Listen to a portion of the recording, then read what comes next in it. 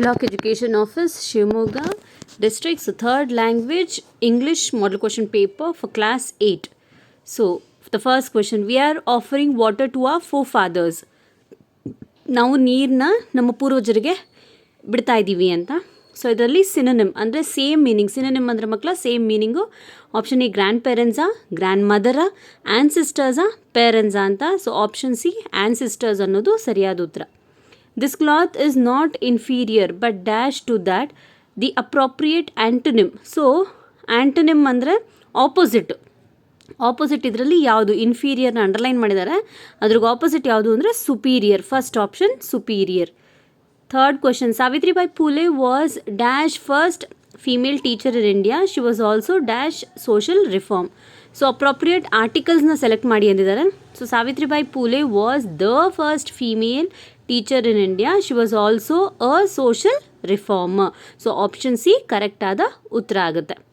The teacher dictate. So a few words to write in the class. So appropriate form of the verb ನ ನೀವು ಇಲ್ಲಿ ಹಾಕಬೇಕು. The teacher dictated ಆಗುತ್ತೆ, ಯಾಕಂದರೆ ಅದು ಆಗೋಗಿದೆ. So dictated a few words to write in the class. So next one, can you dash the man trying to swim in the dash. So ಇಲ್ಲಿ ಹೋಮೋಫೋನ್ಸ್ನ ಕೇಳಿದ್ದಾರೆ. ಒಂದೇ ಸೌಂಡಿಂಗ್ ಇರುತ್ತೆ, ಬಟ್ ಸ್ಪೆಲ್ಲಿಂಗ್ ಬೇರೆ ಬೇರೆ ಇರುತ್ತೆ, ಅರ್ಥನೂ ಬೇರೆ ಬೇರೆ ಇರುತ್ತೆ. ನೋಡಿ, ಕ್ಯಾನ್ ಯು ಸಿ, SEEC ಅಂದರೆ ನೋಡ್ತಾ ಇದೆಯಾ. The man trying to swim, ಆ ಮನುಷ್ಯ ಸ್ವಿಮ್ ಮಾಡೋಕ್ಕೆ ಟ್ರೈ ಮಾಡ್ತಿದ್ದಾನೆ. ಇನ್ ದ ಡ್ಯಾಶ್, ಎಲ್ಲಿ ಸ್ವಿಮ್ ಮಾಡ್ತಿರೋದು ಅವನು? ಸೀನಲ್ಲಿ, ಸಮುದ್ರದಲ್ಲಿ. ಸೊ SEA ಸ್ಪೆಲ್ಲಿಂಗ್ ಆಗುತ್ತೆ. ಸೊ ಹಾಗಾಗಿ ಆಪ್ಷನ್ ಎ ಸರಿಯಾದ ಉತ್ತರ ಆಗುತ್ತೆ.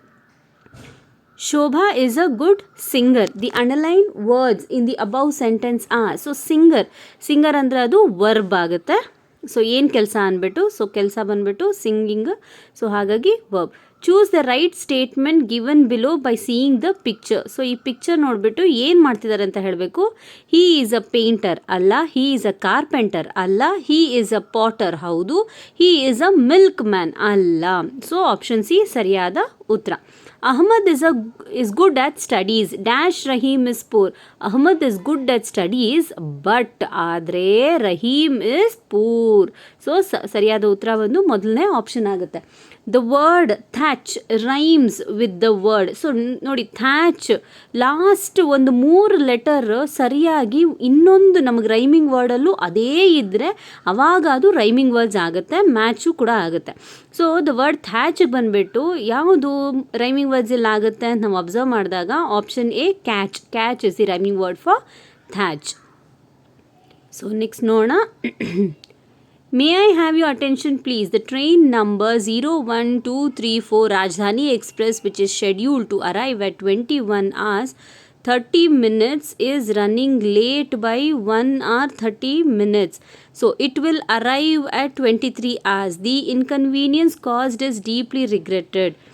So question number 10, the train number 01234 is ಯಾವುದು? ಅದು ರಾಜಧಾನಿ ಎಕ್ಸ್ಪ್ರೆಸ್. ಆಪ್ಷನ್ ಸಿ ಆಗುತ್ತೆ. The train will arrive at, ಎಷ್ಟೊತ್ತಿಗೆ ಬರುತ್ತೆ ಟ್ರೈನು? 23 ಅವರ್ಸ್ಗೆ ಅಂತ ಹೇಳ್ತಿದ್ದಾರಲ್ಲಿ. ಸೊ ಹಾಗಾಗಿ ಆಪ್ಷನ್ ಬಿ ಸರಿಯಾದ ಉತ್ತರ. ದಿಸ್ ಇಸ್ ಅನ್ ಅನೌನ್ಸ್ಮೆಂಟ್ ಎಟ್, ಎಲ್ಲಿ ಮಾಡ್ತಿರೋದು ಇದು announcement? Railway station. So option E is the right answer. Look at the picture and answer the question. Where is the elephant taking the children to? ಎಲ್ಲಿ ಕರ್ಕೊಂಡು ಹೋಗ್ತಿದೆ ಆನೆ ಝೂಗೆ ಕರ್ಕೊಂಡು ಹೋಗ್ತಿದೆ, ಅಂದರೆ ಝೂನಲ್ಲಿ ಸುತ್ತಾಡ್ತಾ ಇದೆ. So read the poem and answer the question number 14 and 15. I am a little turtle, I crawl so slow, I carry my house wherever I go. When I get tired, I put my head, my legs and tail and I go to bed. So how do the turtle crawl? ಹೇಗೆ move ಆಗುತ್ತೆ turtle? Slowly move ಆಗುತ್ತೆ. So option a is the right answer. I put my head dash, ಆ sentence ನೋಡ್ಬೇಕು ನಾವು.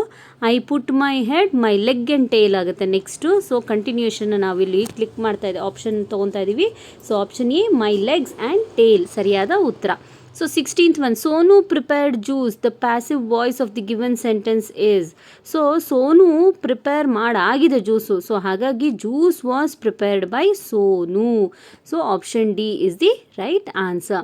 Rahul found the book which was lost.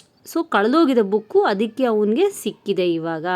So read the passage and answer the question number 18 and 19. Lance Armstrong was born on September 18, 1971 in Plano, Texas. He began running and swimming at the age of 16. He became the US national amateur champion. So lance Armstrong was born in, ಎಲ್ಲಿ ಅವರು ಹುಟ್ಟಿದ್ದು? ಪ್ಲಾನೋ, Texas. So option c ಸರಿಯಾದ ಉತ್ತರ. ಇಲ್ಲೇ ಪ್ಯಾರಾಗ್ರಾಫಲ್ಲೇ ಇದೆ ಅದು. Okay, ಎಲ್ಲೂ ನೀವು ಬೇರೆ ಕಡೆ ಏನು ಹುಡುಕ್ಬೇಕಾಗಿಲ್ಲ, ಅಲ್ಲೇ ಸಿಗುತ್ತೆ. So 19th question, he became the US dash. ಏನಾದರೂ ಅವರು? He became the US national amateur champion. Option D is the right answer. Next, a school is very big. It dash 15 rooms. It has 15 rooms. ಅದೇ verb. It do 15 rooms ಅಲ್ಲ, it is 15 rooms ಅಲ್ಲ, it have ಅಲ್ಲ, has. It has 15 rooms. So that is the verb we use. So next, answer the following question. So read the passage and answer. A kitten climbed up a tree. It could not come down. It was crying meow meow. Anju saw this. She wanted to help the kitten. She took the bag and a ladder. She climbed up the ladder, Eni, with the bag in her hand. She carefully put the kitten in her bag and came down. She took the kitten home and gave milk to drink. The kitten looked very happy. It jumped and turned round and round. So ಇಲ್ಲಿ kitten ಒಂದು ಮರ ಹತ್ತುತ್ತೆ, ಅದು ಇಳಿಯೋಕ್ಕಾಗಲ್ಲ, Mayo Mayo ಅಂತ ಅಳ್ತಾ ಇರುತ್ತೆ. ಅಂಜು ನೋಡ್ತಾಳೆ ಆ ಕಿಟನ್ನ, ಮತ್ತೊಂದು ಏಣಿ ತೊಗೊಂಡು ಹೋಗ್ತಾಳೆ, ಒಂದು ಬ್ಯಾಗ್ ತೊಗೊಂಡು ಹೋಗ್ತಾಳೆ. ಏಣಿ ಹತ್ಬಿಟ್ಟು ಅದನ್ನು ಕೆಳಗಡೆ ಇಳಿಸ್ತಾಳೆ, ಇಳಿಸ್ಬಿಟ್ಟು ಬ್ಯಾಗಲ್ಲಿ ಹಾಕ್ಕೊಂಡು ಬರ್ತಾಳೆ.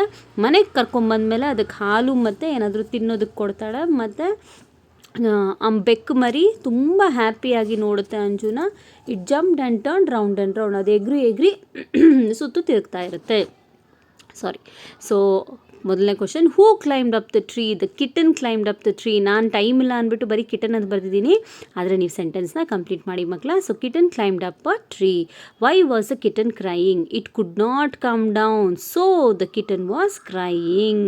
How did Anju help the kitten? She put a ladder and picked it up. Like this, Anju help the kitten. How did the kitten look at Anju? Kitten looked at Anju happily. Read the poem and answer the following questions. How beautiful is the rain after the dust and heat, in the broad fiery street, in the narrow lane. How beautiful is the rain? So how did the street look? Do you love rain? Why? So ಇದು question ನೀವೇ answer ಮಾಡ್ಕೊಳ್ಳಿ. So look at the picture and write 3 to 4 sentences each. So rearrange the following sentences. So ಈ picture ನೋಡಿದಾಗ ನಿಮ್ಗೆ ಏನು ಅನಿಸುತ್ತೆ ಅನ್ನೋದನ್ನು ನೀವು ಬರೀಬೇಕಾಗುತ್ತೆ 3-4 ಲೈನಲ್ಲಿ. So this is junk food. So junk food contains ಏನೇನು ಜಂಕ್ ಫುಡ್ ಅಂದರೆ samosa, noodles, Maggi, then doughnuts, then chaat things, burger, pizza, cakes and all these things. So these are not good for health. They cause severe damage to our health. We should eat fresh fruits and vegetables. Junk food are dangerous. ಇಷ್ಟು ಬರೆದ್ರೆ ನೀವು ಸಾಕು. So rearrange the sentence in the correct order and write them. Take a cup and put some milk, put some ice cubes, enjoy the cold coffee, put coffee powder and mix it well and add sugar and stir. So ಮೊದಲನೇ sentence ಯಾವುದು ಆಗುತ್ತೆ ಇಲ್ಲಿ? Take a cup and put some milk ಮೊದಲನೇದೇ ಆಗಿರುತ್ತೆ. ಮತ್ತು next ಬಂದು put coffee powder and mix it well. So option D. Next add sugar and stir it. Next ಬಂದು put some ice cubes. ಲಾಸ್ಟಲ್ಲಿ ಬಂದು ಎಂಜಾಯ್ ದ ಕೋಲ್ಡ್ ಕಾಫಿ.